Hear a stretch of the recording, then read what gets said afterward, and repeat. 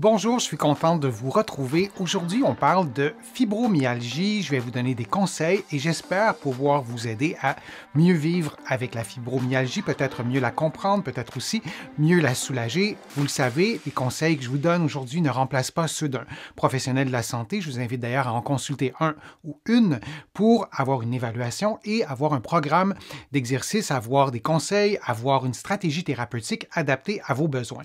Vous allez trouver beaucoup d'exercices et beaucoup de conseils, surtout que je vous donne aujourd'hui dans mes livres, notamment Lève-toi et marche, le remède miracle existe et il est gratuit. C'est normal à votre âge, c'est le titre d'un livre, mais c'est aussi ce qu'on se fait dire trop souvent lorsqu'on a notamment la fibromyalgie et aussi mon livre Plus jamais malade, mon approche globale pour un corps en santé. La fibromyalgie est-elle liée à l'inflammation et est-elle liée à la neuroinflammation?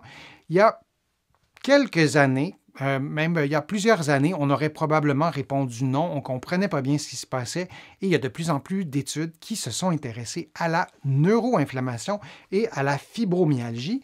Qu'est-ce que la neuroinflammation? Le nom le dit un peu. C'est une réaction inflammatoire qui se produit dans le système nerveux central. Le système nerveux central, c'est le cerveau, mais c'est aussi la moelle épinière, cette partie du système nerveux qui se trouve entre autres, à l'intérieur de votre colonne vertébrale, pour le dire encore une fois simplement, et aussi le système nerveux périphérique, c'est tout ce qui se trouve à l'extérieur de votre colonne vertébrale, à l'extérieur de votre cerveau, donc les nerfs. Lorsqu'on touche à notre peau, on stimule des nerfs et ces nerfs font partie du système nerveux périphérique. Alors, la neuroinflammation concerne les deux, pas seulement le cerveau, bien qu'elle peut se concentrer parfois au cerveau, mais ça concerne l'ensemble du système nerveux. On a la neuroinflammation qui se caractérise notamment, et le mot notamment est important, ce n'est pas exhaustif comme liste, par des changements vasculaires avec une perméabilité accrue. On a des vaisseaux sanguins dans le cerveau et en présence de neuroinflammation, il peut y avoir des effets sur la perméabilité des vaisseaux, c'est-à-dire que les échanges se font plus facilement ou moins facilement entre l'extérieur et l'intérieur du vaisseau. Une autre caractéristique, il y a une activation des cellules gliales. Les cellules gliales, pour l'expliquer brièvement, ce sont les cellules du système nerveux central qui ne sont pas des neurones. On n'a pas juste des neurones dans le cerveau, il y a d'autres éléments aussi, et tous ces éléments-là, qui permettent notamment de nourrir les neurones, de protéger les neurones aussi. On appelle ça les cellules gliales. Et donc, il y a une activation des cellules gliales. Troisième point, l'arrivée et l'activation de certaines cellules immunitaires. L'arrivée, en ce sens qu'il y a des cellules immunitaires qui vont arriver, par exemple, au cerveau, qui ne devraient peut-être pas normalement arriver au cerveau, mais en raison de certains changements physiologiques, notamment l'exposition au stress chronique peut changer la perméabilité de la barrière entre le cerveau et le reste du corps au niveau de la circulation sanguine. Alors, on a l'arrivée des cellules immunitaires et elles peuvent être activées. Et quatrième point, la production accrue de substances inflammatoires. J'ai mis cytokines en parenthèse, mais il y en a plusieurs des substances inflammatoires. Donc, tout ça arrive dans le système nerveux central, et ce qu'on appelle donc la neuroinflammation. Ce n'est pas mauvais en soi de la neuroinflammation. En fait, si on n'en avait pas, on serait vraiment mal pris parce que c'est un système de défense. C'est un peu comme si j'ai de l'inflammation dans la cheville, ça va me permettre de guérir ma cheville. C'est relié aussi aux réactions du système immunitaire. Mais la neuroinflammation qui devient chronique, là, ça devient un problème. Et il y a des preuves, et bien plutôt que l'inflammation aiguë puisse provoquer temporairement de la douleur, si vous avez une entorse à la cheville, je prends souvent cet exemple-là, mais l'entorse fait mal, mais l'inflammation qui est dans votre cheville, elle aussi cause la douleur. Les deux causent la douleur. Alors, la neuroinflammation, lorsqu'elle est temporaire, elle cause la douleur. Mais lorsqu'elle est associée à la chronicité, ça peut être lié à la persistance de la douleur en raison des mécanismes qui se déroulent, qui sont activés en fait dans votre cerveau, notamment avec la sensibilisation centrale, je vous en ai souvent parlé, mais donc la neuroinflammation qui devient chronique peut être lié à la douleur et peut être lié à la fibromyalgie. Dans certains cas, il y a des preuves qui montrent que les substances liées à la neuroinflammation pourraient déclencher ou maintenir, comme je le disais, la sensibilisation centrale et contribuer à l'apparition de la douleur généralisée persistante. Et là, encore une fois, ça peut sembler théorique, mais non, ce n'est pas théorique. Cette inflammation-là et cette neuroinflammation, on veut s'en éloigner. Il y a des facteurs modifiables et des facteurs non modifiables, j'y reviendrai, mais on doit se rappeler qu'il y a un risque, disons, de neuroinflammation dans un contexte de fibromyalgie. Alors, les conseils que je vous donne, c'est des conseils généraux qui touchent à plusieurs sphères de la santé. Moi, je suis physiothérapeute ici au Québec ou kinésithérapeute de l'autre côté de l'Atlantique. Je ne suis pas nutritionniste, je ne suis pas médecin, mais lorsque j'ai des patients qui ont la fibromyalgie, c'est des conseils que je donne et peut-être aussi c'est un encouragement pour aller consulter une nutritionniste ou votre médecin ou un pneumologue qui est expert en sommeil, par exemple. Mais qu'est-ce qui fait que l'inflammation augmente? Dans quel contexte on est plus à risque d'inflammation et aussi de neuroinflammation? Ou l'inverse, qu'est-ce qui peut prévenir aussi l'inflammation ou diminuer le risque? L'alimentation. Alors là, vous voyez le mot DASH, c'est une diète ou un type d'alimentation qui est pas restrictive d'une certaine façon, c'est même une façon saine, agréable et plaisante de manger. Alors, je vous remontre l'illustration. Donc, DASH, c'est un acronyme tiré de l'anglais. Je vous le dis en anglais, c'est Dietary, comme diète, Approaches, approche, pour arrêter l'hypertension, Stop Hypertension. Alors, c'est un acronyme, c'est une diète pour diminuer l'hypertension, mais ça a un effet positif aussi sur l'environnement anti-inflammatoire. Alors, ce type d'alimentation est intéressant.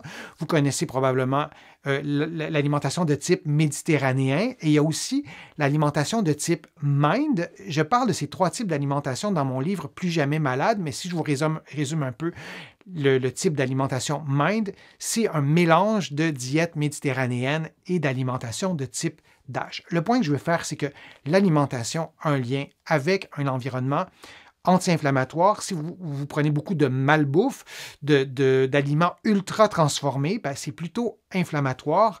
Les types d'alimentation qui sont riches en fruits et légumes, par exemple, ben, c'est plutôt anti-inflammatoire. Mais de penser à l'alimentation, ben, ça peut être une façon de contrer l'inflammation et, souhaitons-le, la neuroinflammation. Ce sont des sujets complexes.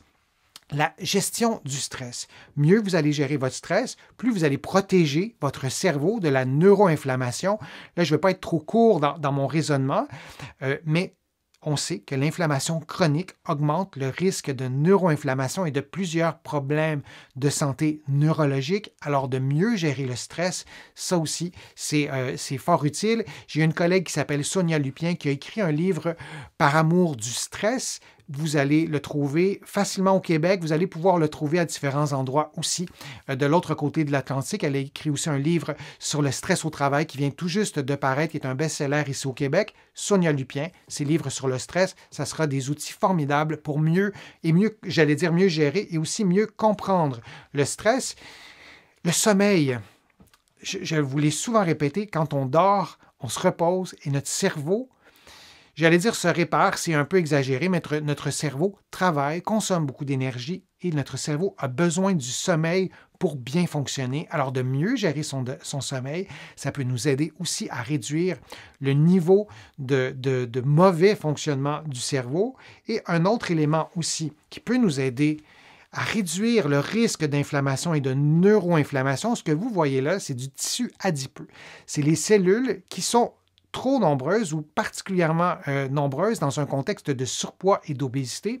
C'est un sujet délicat, le surpoids, l'obésité. Il y a beaucoup de choses à dire là-dessus, mais ce que je veux dire par rapport à l'inflammation, c'est la chose suivante. Les cellules adipeuses, lorsqu'elles sont en trop grande quantité, produisent des substances inflammatoires. Lorsqu'elles sont trop nombreuses, vous le voyez sur l'illustration, elles vont comprimer certains vaisseaux sanguins du tissu adipeux.